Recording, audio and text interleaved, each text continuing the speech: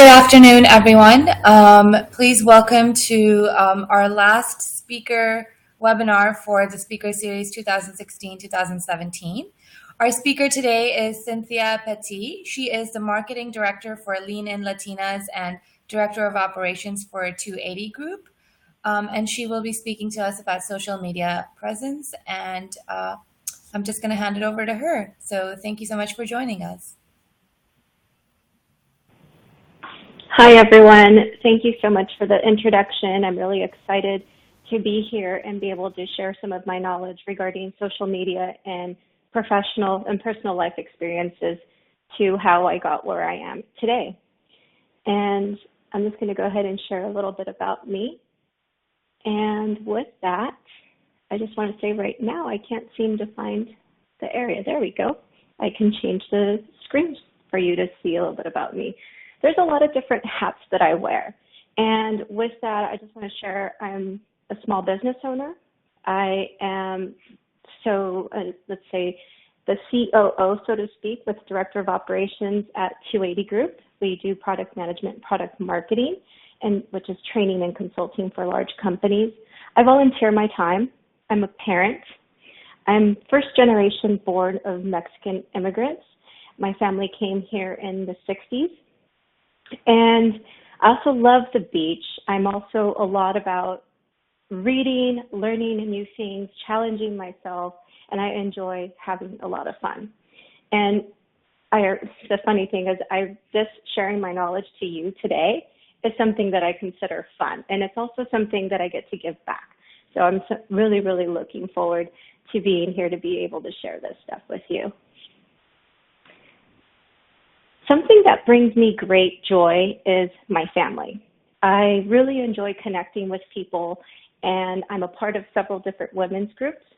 And one of them happens to be Lean In Marketing that I founded, as well as something that I got in touch with my friend Anna, who does Lean In Latinas. And that's coming from the big Sheryl Sandberg book of Lean In, which talks about women and empowering women to step up in the professional roles.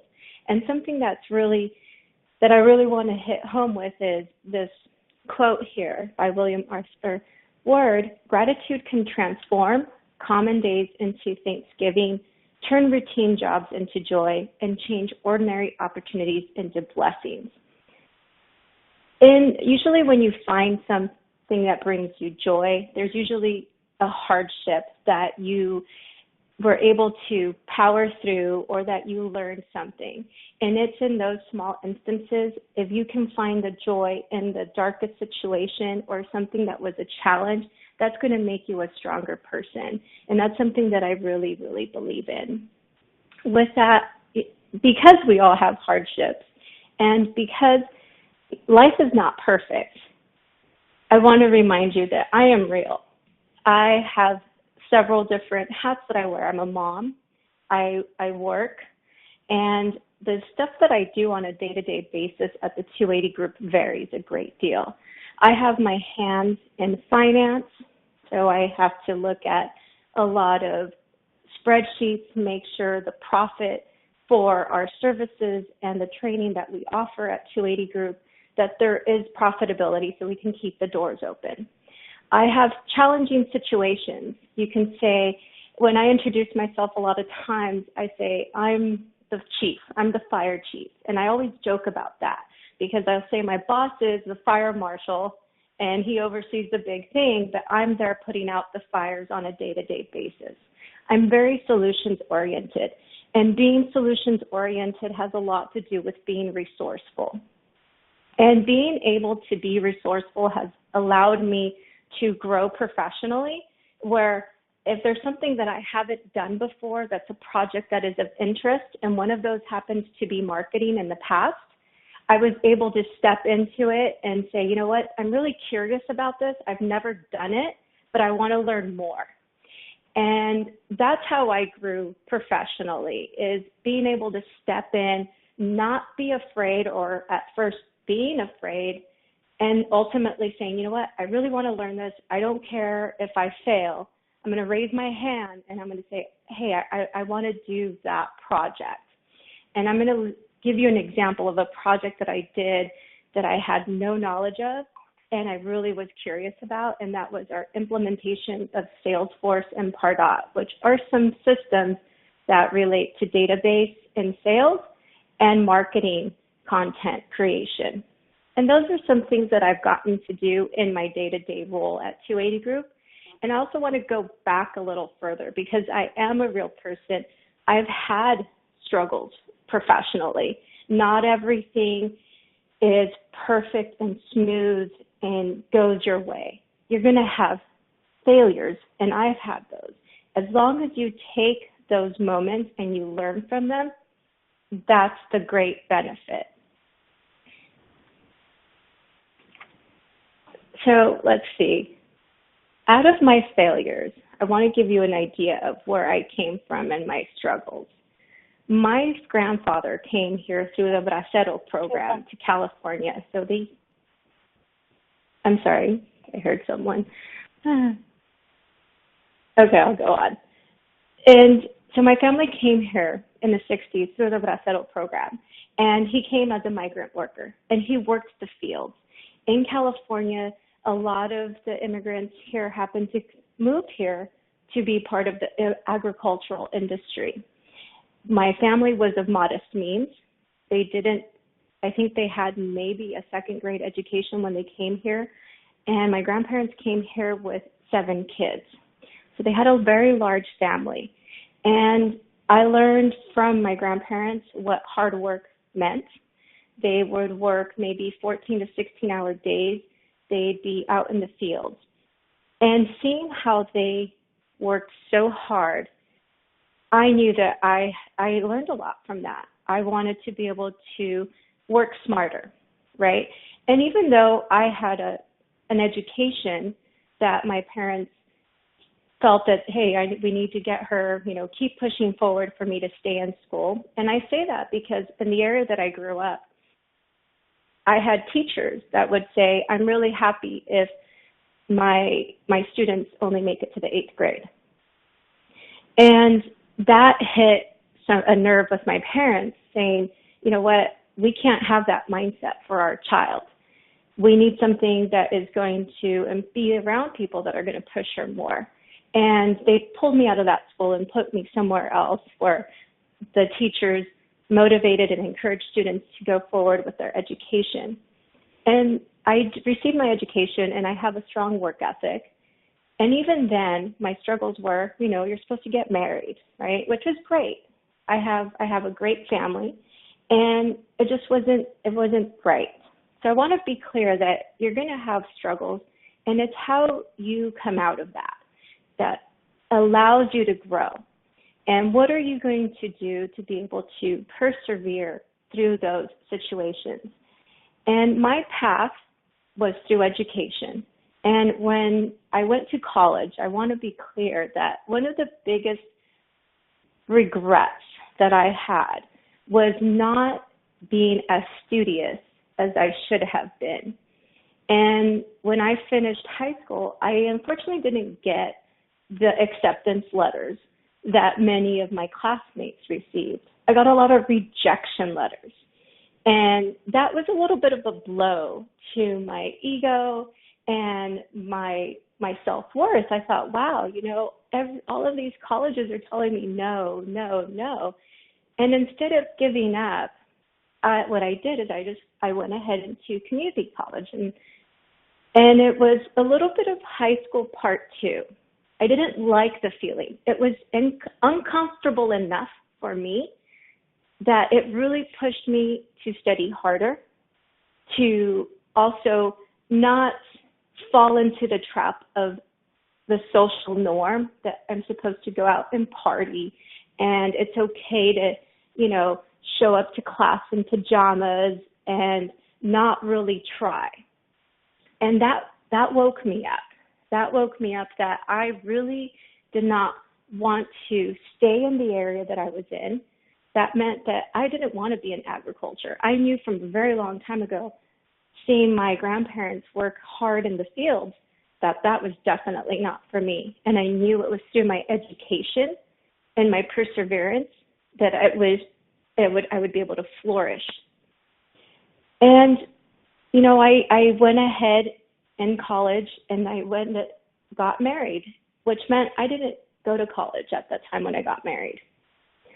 And I thought, okay, I'll work. And then what happened was I ended up getting a divorce, and I said to myself, I deserve happiness. And I was a single parent, and I went back to college. And I can tell you that there were times that I would take my 3-year-old daughter at the time to study groups. And it was interesting because here I was, a much older student with a child, bringing her to study groups, and I was among a much younger crowd. It was eye-opening for them, one, that here I was bringing a little one in addition to me to my study groups, and two, it also showed them, wow, you can kind of do both of them, but I see how much harder she's having to work to do this. And that part for everyone was a little eye-opening, that when I didn't bring her in, people would be asking me, oh, where's your daughter today? Why isn't she here? She's so cute. Well, sure, she's cute when she's there for the 45 minutes, but when we're home, she's something else. But I want you to have that idea that everyone's path and story is going to be different. If there's a moment of doubt that I can't accomplish X because I didn't take the road that someone else did, that doesn't mean that you won't get there. That just means that your story and your path is going to be different. And if you're the first one to pave that path, it's okay, because guess what? For the next person, you'll have something to share on letting them know how you made it. And that'll trigger them to be able to think that, you know what, I'm going to do it, and I'm going to take what I learned from here to do that. So my hope is in me telling you this story is that, one, everyone's success and journey and what defines success is very different. And I encourage you to find what that is for you. What does success for you look like today? What does it look like in 2 years, in 5 years?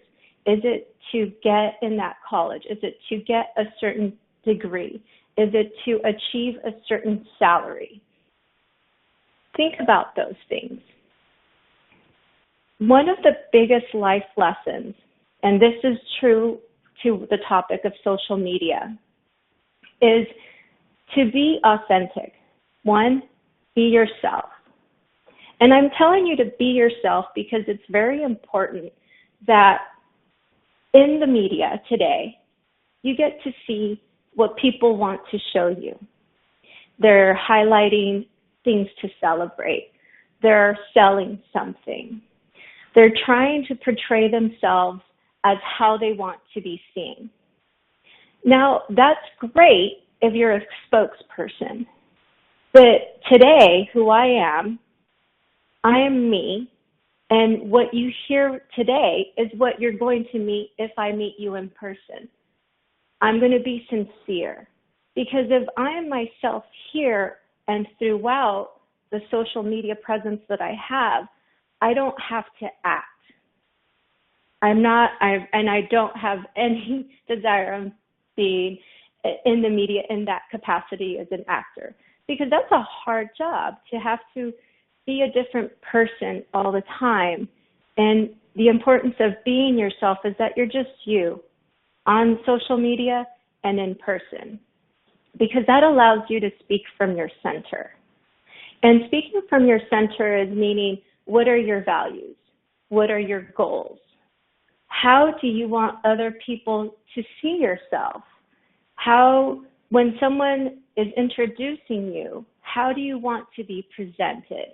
Do you want them to think about something you posted on Facebook or Snapchat versus, here I am unfiltered? And be comfortable with that. The other piece about this is reinvention is a good thing. And I want to draw attention to this because social media has a long history, and the internet has a very long-term memory. That long-term memory you may think you deleted something. You may think like, oh no, I need to take that back. It's like the reply all on an email, the error of hitting reply all versus replying to one person. And you may have had a slip up. You may have misspoken. You may have been disrespectful to yourself in some way and to others. And it's an opportunity to apologize and step back and think, you know what? Who am I? How do I want to be perceived? And how do I change this? How do I change this content or my message? How do I do that? So in that case, reinvention is a good thing. You're not lying. You're just pausing and saying, okay, I'm going to take a different approach.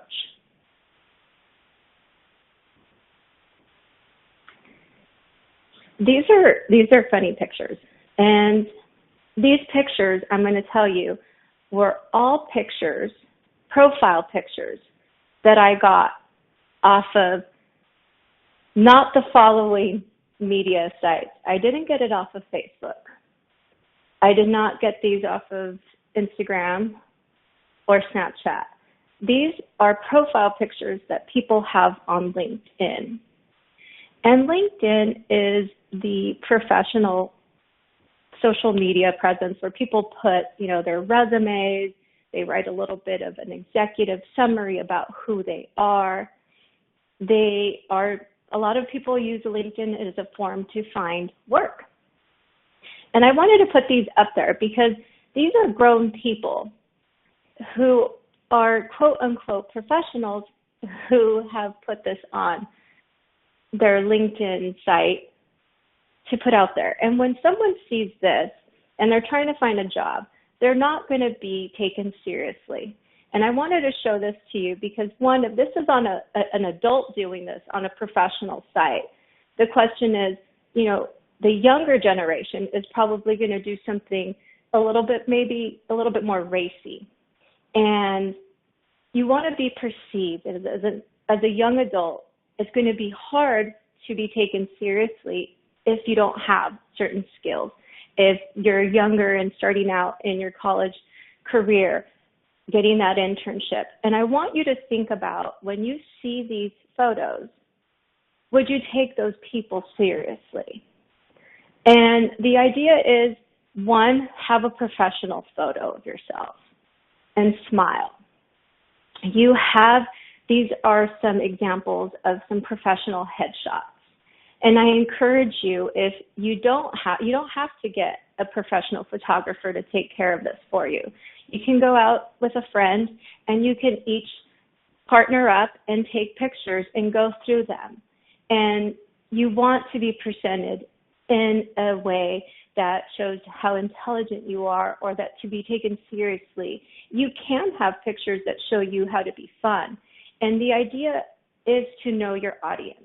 You have several different platforms of where you're going to have your profile picture. And some people use emojis, and you can totally do that depending on where you're at. If you're on LinkedIn, I suggest doing a professional headshot, or meaning go out with your friend and get something as you see here. These women are smiling, they're standing with confidence, they look like they would listen to you. That's the image you would want professionally. Now, if you go to other sites where it's a little bit more fun, then I encourage you, totally have fun with that. And I wanted to give you an idea of my Facebook page. And in my Facebook page, what I do, since I'm a part of several different organizations, you're going to see my items a little bit heavy on the organizations. I share about the celebrations that we have, the milestones that I have with others. And whenever there's something that I'm celebrating, I thank the people that got me to that situation or helped me achieve that success. And I do say thanks to my boss quite a bit on my Facebook page.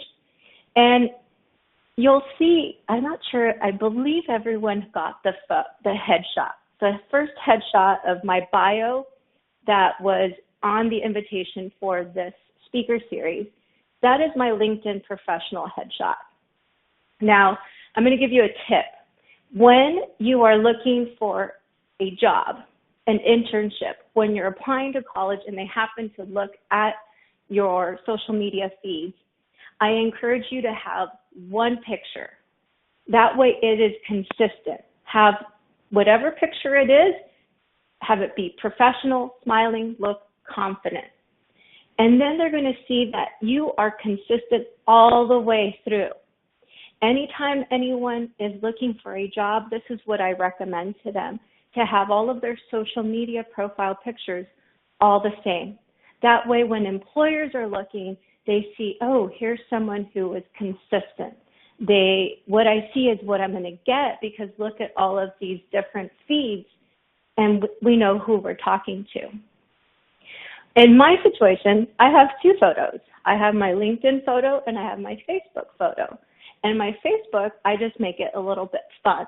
And you see me there with headphones. And let's see where we go. The next picture I wanted to show you. Now, what's important about social media is we get to see snippets of the lives of people that they want to share. You get to dictate to the world what they are seeing about your life. You also sharing your thoughts. If you're upset, you may tweet something that you're not happy about. I think we can now say that our political climate that it is right now, we see a lot of negativity. Do you want to present yourself as having a negative outlook on things? There's, our current president, he likes to very openly and candidly say what he's saying. Now, if you really want to think about that one, how many times do you have moments like that? And I'm very careful. I'm very watchful myself that I don't want to be perceived negative, because I'm not a negative person. I'm a very solutions-oriented, positive thinking person. And in this slide, what you see here, last year, my partner, he was diagnosed with cancer. And I knew he was going to beat it, and he's healthy now. He's absolutely healthy. And I wanted people to know what the difficulty was. But at the same time, being the positive person, I announced to people when we found out he had cancer that this is a hardship and we're going to get through it. And one of the things that I did, because there is a lot of negativity online, I limited my time on social media, on my Facebook feed. I found that many people on my thread would complain about their life, they would complain about their work, and I didn't have the time or the energy to be able to filter those pieces out. And I would say, I would be curious if you were to spend 5 minutes on your social feed, how many people you would find are negative? How many people are adding energy and positivity to you when you read it? How much of it is gossip? Can you imagine your life if you didn't have the pieces of negativity or gossip eating up your time?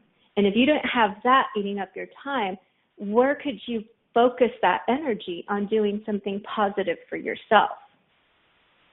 So what I'm saying is it's a good and a bad. Where do you want to concentrate your time and effort on portraying who you are versus how others perceive you? Are you going to vent? And is that space a safe space to vent? And I want to highlight that because the important thing is knowing your audience. Where are you venting? Is it there forever? And I took a snapshot of Ariana Huffington's LinkedIn interests and what her posts are. There's usually always something that's positive, uplifting. She provides tips on areas to improve professionally, personally. She's an advocate on sleeping, and she goes on from there. And people listen to her. People listen because she's bringing value to their time that they're investing in reading on her articles, and there's areas for them to improve. She's someone who has achieved a certain level of success that many people are inspired by her. Do you want to inspire people? How would you inspire people in your presence? And when you're inspiring them on social media, are you also going to carry that same energetic presence in person? Because it goes hand in hand. Remember, I mentioned about being authentic, speaking from your center. And it goes together. And that's one of the things to remember, because that little meme, and it's a very G-rated meme, right? I will poop on everything you love. Be careful on sharing. What if it's on public versus private? If it's private, people can still go ahead and have that internet long-term memory that it's going to follow you. And I'm going to use an example of the importance on knowing your audience. We were in the middle of hiring for a new office administrator, and we had a long application list, and we also had people write about the importance of why they would want to join our team. And part of the onboarding or selection process is that we look at people's social media feeds. And in someone's Facebook page, and by the way, we had a candidate who moved through 3 rounds, and we're looking at the social media feed. And on her social media feed, she had a post on Facebook that said, "Man, this new episode of Orange is the New Black is exactly like my life. It's like they copied it." So that to me, although she thought it was something funny, sarcastic, innocent, it's a red flag. Whoa, what do okay, I'm not sure we want to have someone who is relative to Orange is the New Black, being that there's a bunch of convicted people on that show. That it's just interesting to me. The important thing is also here is that today, the younger generation, if you're putting something out on social media, if you're applying for a scholarship, when you are applying for college, those same administrators and admission offices are looking at your feed. They want to know who you are. How are you outside of the classroom? How are you going to present and represent them when you're not involved in the day-to-day function with them? And this is where your integrity, honesty, and being true to yourself comes in. It's much easier to realize that the filter of your thoughts are also going to catch you from stumbling. And I'm sharing this stuff with you because I want you to avoid those pitfalls. There is a great importance of knowing your privacy settings in your social media. What do you want to present to the public? What are you presenting privately? And even privately, you're opening up yourself to potentially be portrayed as something that you didn't intend. Sarcasm has a way of not translating very well on different generations. My generation, let's see if I can give you an idea. I think I'm Generation X.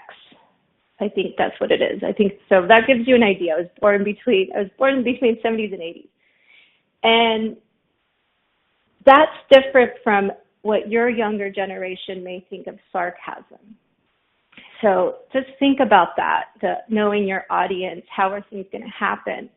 And even if you stumble, keep in mind that you can always reinvent and change who you are. Who I am today is not who I was 20 years ago. It's not who I was 5 years ago. If you would have told me that there's no way I'm going to be on a webinar series, I would have said, what are you talking about, webinar series? You have to constantly be thinking of ways to challenge yourself. And I have these examples because there's some things, not all the time do you want to delete your presence. There's a lot of attachment. There's emotional attachment to our social feed. So how do you change that? So some of the things you can do is a simple thing. Change your profile name. You can write a one-sentence piece of why you're changing your profile name. You can update your bio. You can take pieces of your bio out. You can change all of your settings to private. You can do a new profile picture. If you really want to do something drastic, you can cancel your account. You can think about, you know what, I'm just going to go ahead and not log in. There's people and celebrities that I have up here that have had pitfalls with their social media. And somehow, later on, they're able to dig themselves out of that hole. And how do they do that? Sometimes they hit pause, sometimes they apologize, and sometimes they just delete it altogether. And those are things to consider if you ever feel like you've gone down a rabbit hole or an area that you just can't dig your way out of. And one of the things that I would like to advise each of you to do is to Google your name after this call, and do it in quotes, your first and last name, and see what comes out. And then from there, you can even check the images. See what images come out, and you're able to see, what am I presenting to the world about me? And ask yourself, would my family be okay with this? Would potential new employers, college admission advisors, what would they perceive out of my presence? And those are some things you can think about, because that was something I didn't have to worry about. I would just, how firm is your handshake type of thing, and how many did I not say? That's how people would perceive me back, in the 90s when this wasn't around. You have a tougher job at this point, so it's important to know how to maneuver these things. And always improve. How do you improve? One, you're dedicating your time here today to be a part of this webinar series. You're listening to some content that you can apply, and you don't have to apply all of it. You can decide what you're going to use, because ultimately you're going to adopt what works for you. And these are things to do on your own on how to improve. There's meetup groups. So I think it's meetup.org. Within LinkedIn, I'm not sure what their criteria is as far as age, but there's groups, there's professional online groups, and there's blogs through experts that you can read, and you can find out input. There's several conferences to go to.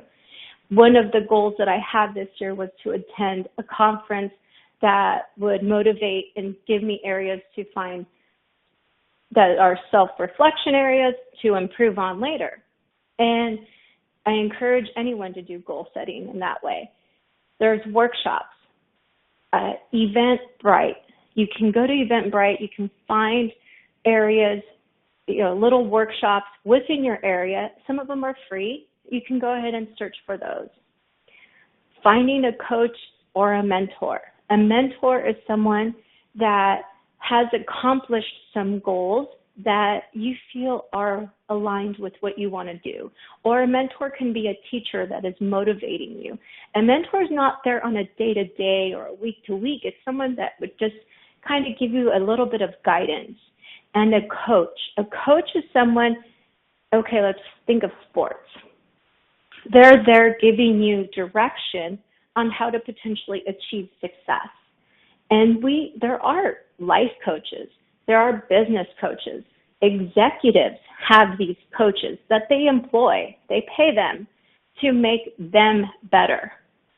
And I want you to think about that, because many times when I was younger, no one told me that there were these such things. And I'm thinking, no way, they just did it all on their own. No, they had help along the way to achieve that success. You want to read know what's out there. And a cheap way to do this, YouTube. You can, first of all, you can find tons of podcasts and YouTube channels. There is so much knowledge floating around out there, and it's for you to get and find. And there's so many TED Talks also that are extremely inspiring. And in doing this, you're growing your network. In growing your network, you're able to learn about people, what they've accomplished, how did they get there, what were their failures. And I want to challenge you, it's okay to fail. Because guess what? If you fail, that means you've learned something, and the next time you're going to go out and do something, you're not going to take the steps that led to failure. You're going to improve. So constant improvement in growing your network is key. And lastly, additional knowledge. I want to highlight these areas as far as organizations. One of the things that is 4 ways of cutting out social media. It's just a link for you to read at your leisure of what it would be like potentially to not have social media for a little while. There's leanin.org, which is the women's organization where I found my group of women called Lean In Latinas. And I can tell you in the Bay Area, we have a circle that has mentorships for high schoolers and middle schoolers. So there's a lot of great information for you there. If you're wanting to do public speaking, there's Toastmasters. And lastly, there's Eventbrite also to search for local workshops. And what I want you to take away from this on social media and you is knowing how to find your joy. Reinvention is okay. And thinking about if you have an accomplishment, share it and post it. Tag people that helped you. Thank people, good and bad. It's okay to share a failure. I've shared failures. And ultimately think towards the future. What would happen? Am I okay having this posted? Is that something I'm comfortable with today and tomorrow? And guess what? If it's not, or if you go back after this webinar, go through your social media and think about those things. And guess what? You can delete those. And I would encourage you to do that. And lastly, I want to leave you with this thought. When something is important enough, you do it even if the odds are not in your favor. I did have someone tell me that I would not amount to much because all they wanted for me to do was like graduate 8th grade. And I wasn't hearing it, that I was beyond that. And I am very appreciative of all the hardships that I've had. And I'm grateful for the people that have supported me because I am where I'm at today because of all of those situations. And with that, I want to thank you and turn it over to the team.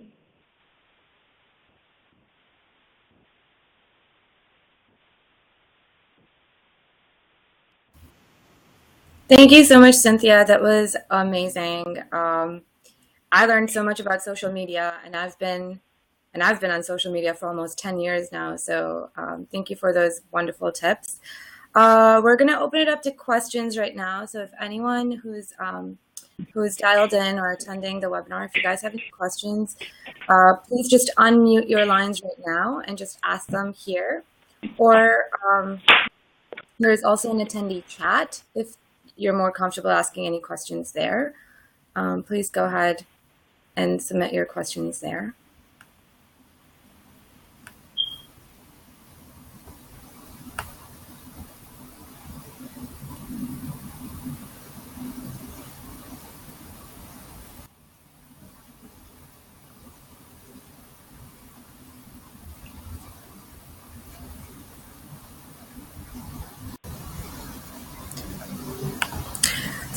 Okay, so Cynthia, I definitely do have a question.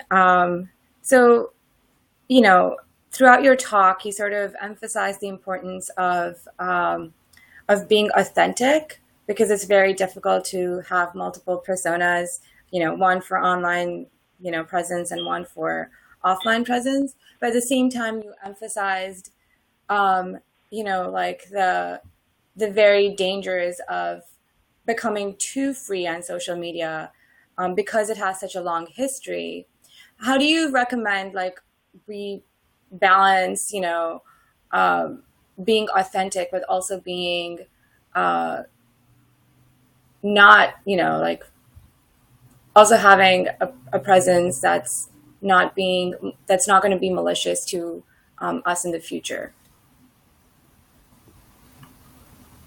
Okay, so I'm hearing two questions. One is, how do you scrub, right, your social media for the future? Is that what you're talking about? Well, I'm basically wondering, like, how do you choose to be authentic when maybe whatever your authentic feelings are might not necessarily be the most, you know, may not be looked on in like a positive light in the future per se. Okay. That has to do with knowing your audience, right? For example, my big message has a lot to do with positivity and challenges and trying to inspire people. So that is my ultimate goal. My ultimate goal is to be inspiring, motivate people, share a hardship that'll allow people to overcome in whatever they have in their life, right? I'm not putting every bit of my life on social media feeds. If I were to put every aspect of my life, I'm going to dig myself a hole, because that means my unfiltered thoughts are out there. You want to look at it in the way of, when you meet someone and you're talking to them, you have a filter. That your brain is filtering how you're going to present your message. And you have to be a little bit more careful on social media, because you're putting out images, you're maybe resharing a post that someone else put, and you're leaving a trail. So you're leaving that shared content was by X person. Maybe that person, their values may not align with yours, but because you reshared someone else's content, you're now associated potentially with that negativity, or that person's downward spiral on how they are professionally or personally. You have to be mindful of how much of your life are you sharing. And if you are consistent with what your intended message is, being authentic in person is a natural course. When I meet someone in person, I'll probably share the same amount of, this is a hardship that I'm having, and it would be the same message online. And maybe sometimes it's not, but if it's only happening every so often, it's easier to bridge. But the important thing is, and I think this is a challenge, is that many times we are oversharing. We share so much, and we're also, I'm upset right now, and then 20 minutes later, I'm better now. That was it necessary to give all of those details and all of those steps, right? That's the question. And it might be easier to, share less. Yeah, absolutely. There is another question from Hathel, that if you're an introvert, how do you attend social networking events? Hey, can you hear me? I can hear you. Hello, Cynthia. Can you hear me? Yeah, we can hear you. Yes. Okay, great. Yeah, so thanks. You have a lot of great advice, especially like the last bit that you just said. I'm just looking at improving yourself and growing your network. I have a friend whose degree is in PR, but she identifies as being quite introverted. So she asked me to give her some tips on how she can go to networking events and expand her network and try to get into PR, because she's painfully shy, as she would say. So I don't exactly know what advice to give her, so whatever you suggest would be great. Sure. I would suggest working on her personal pitch, meaning imagine giving a commercial of yourself in 60 seconds or less. And if she were to practice that at home, think about 3 bullet points. I'm so and so. This is what I do, and this is my intent, right? Like, hi, I'm Cynthia Petti. I'm Director of Marketing for Lean and Latinas, and I'm passionate about sharing my knowledge on marketing. Boom, that opens it up to, well, tell me about yourself. If she can master those pieces and is open to active listening, as long as the other person's engaging, I would see that that's a natural way to be able to network. And she has to have that confidence.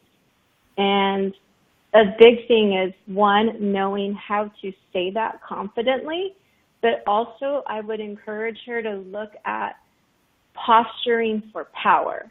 And this is, how are you standing? Are you slouching? Many times when you see someone on a device, if you go out in public, you start seeing how they're curled into kind of their shoulders are curled into their device, and they're just looking at their phone. That to me means, I don't want to talk to you, I'm in my phone. But if she puts all of her, her devices, she's making eye contact, says those 3 things, and is posturing herself to be engaging, that'll help. And it takes practice. And what I would suggest to your friend who may feel uncomfortable is to practice where she feels comfortable. Is that in front of a mirror? Is that with friends? Even though you may be, you can tease and find it to be silly, it's a great way to practice.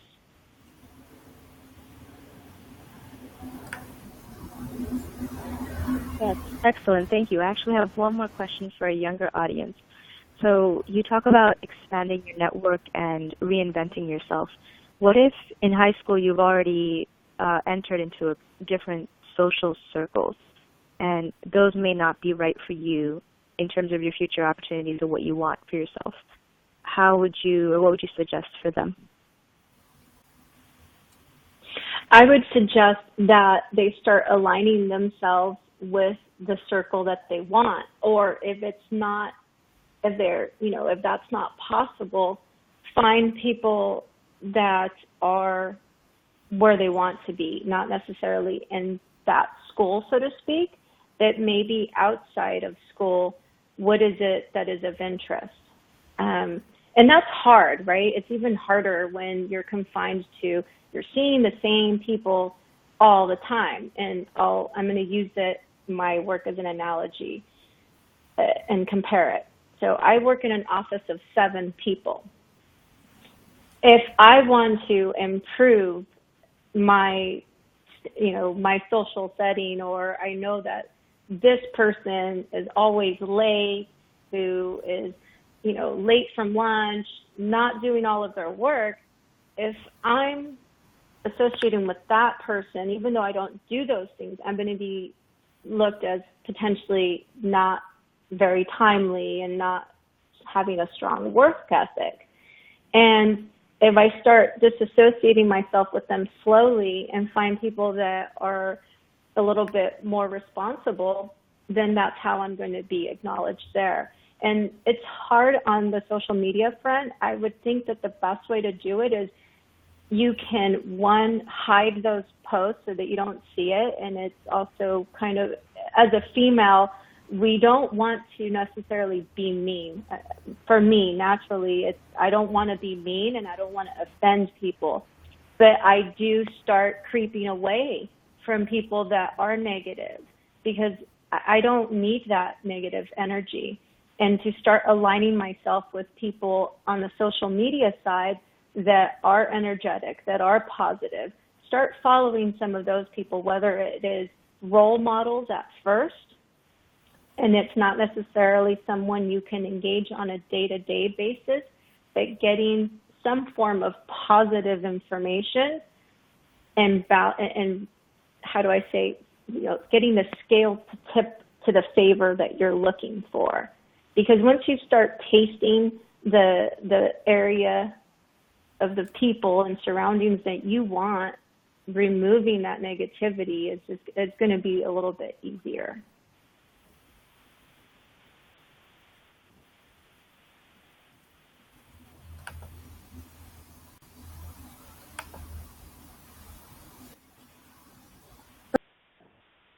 Okay, I think we've reached the end of this webinar.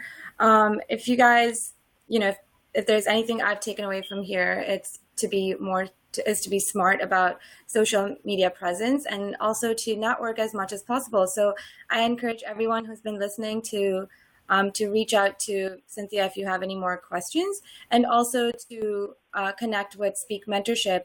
We are present on LinkedIn and also on Facebook, so please connect with us there. And this is actually our last speaker for 2016-2017, and we'll return with Eileen in September 2017. So thank you everyone for joining us for this wonderful year, and I hope you all have a great summer. Thank you. I do have one more question. I'm sorry, I didn't mean to end it so quickly. My good friend Anna is asking me about the importance of giving back, and so I just want to touch on that.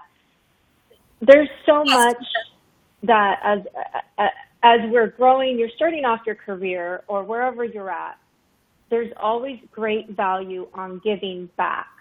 And this is something that I'm very passionate about.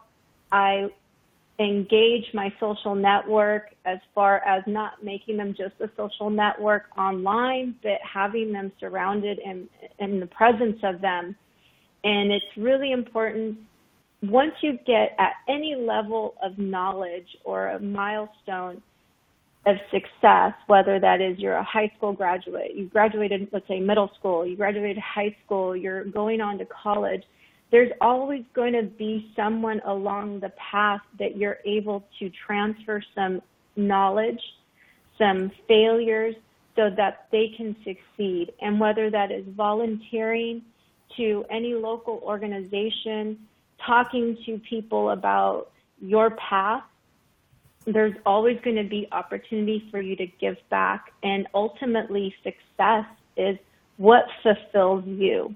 Whatever society has deemed as successful, of being a millionaire, of having these beautiful pictures on your social media feed, that is not fulfilling. What fulfills me is definitely giving back. And that's one of the things that I would encourage everyone also, at any point of success or accomplishment, think about potentially how you can give back and sharing that knowledge. Thank you. I'm good now. No, thank you. I think that was a wonderful question and a wonderful comment to end with. So thank you again, everyone. And please, everyone, enjoy the summer and connect with Speak Mentorship on Facebook and LinkedIn. And we'll be back in a few months with a new set of speakers and a wonderful new year. Thank you.